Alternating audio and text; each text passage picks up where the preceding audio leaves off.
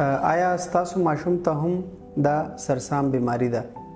سرسام بیماری بیسیکلی چې کله د ماشوم جراثیم یا د وینې جراثیم یا د میچازو جراثیم یا نور داسې جراثیم هغه دماغ ته وخیږي او دماغ انفیکټ کی نو هغې ته موږ وایو سرسام بیماری. سرسام بیماری کې عام طور ماشوم لکه اوس دا ماشوم د 6 میاشتو دی نو دې ماشومانو کې تبی انتهایی زیاته، خوراک پرېږدي او مسلسل جاړي یا جټکه راشي یا بیهوشي راشي.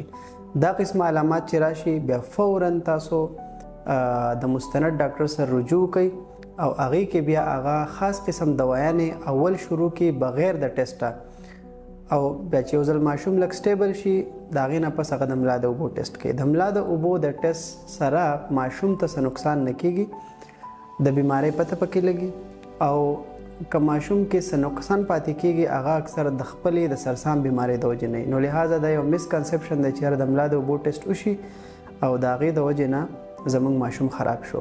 په وخت باندې د سرسام بیمارۍ تشخیص او د هغې مستند او اپروپریټ علاج دا ډیر زیات ضروری دی.